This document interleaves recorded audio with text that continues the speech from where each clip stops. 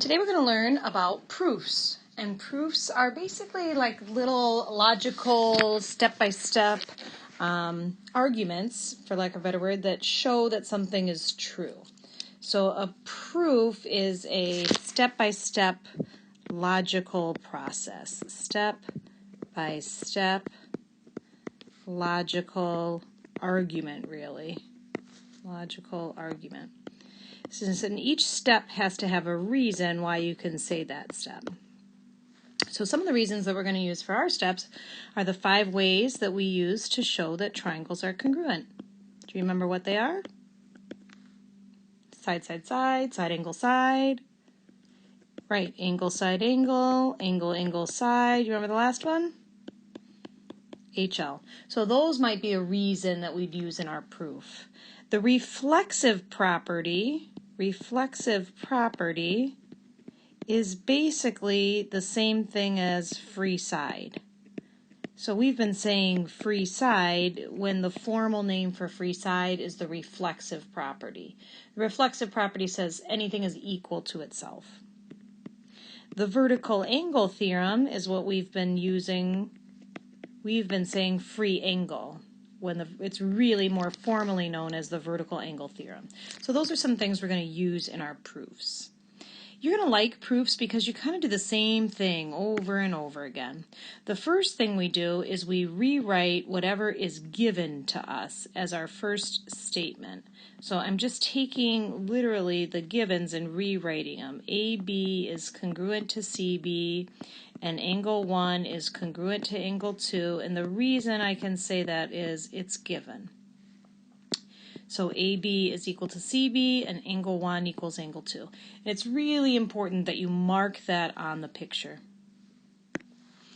Then you look at your picture and say, is this a free side picture or a free angle picture?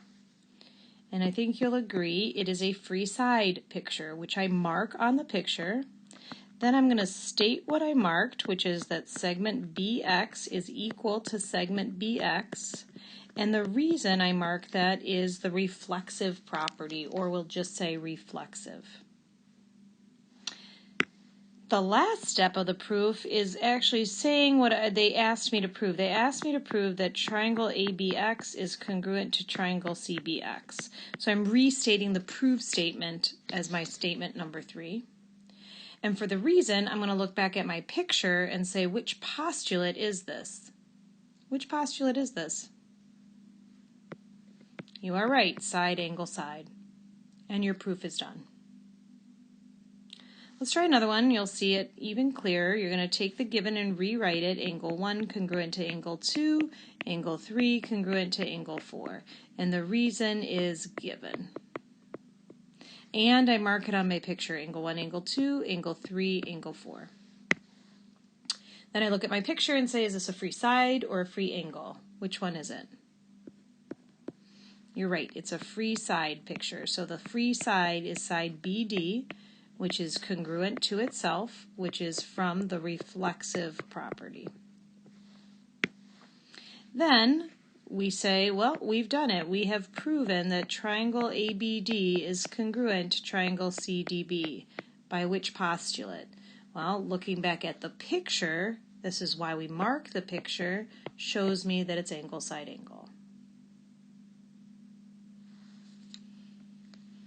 2 more.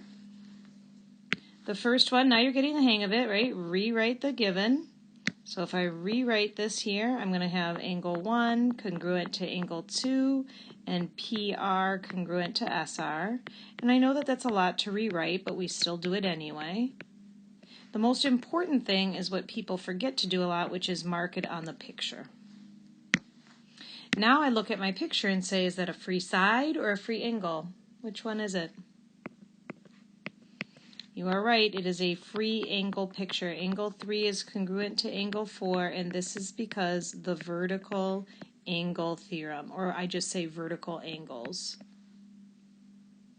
Actually, even more correct to say vertical angles are congruent, but if you say vertical angles, that's fine too.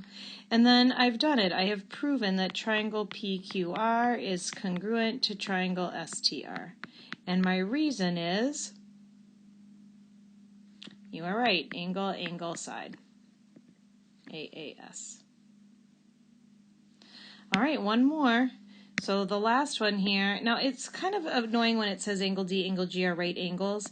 I usually say angle D and angle G are 90 degrees, just to make it a little bit shorter to write. And then DE is congruent to GH.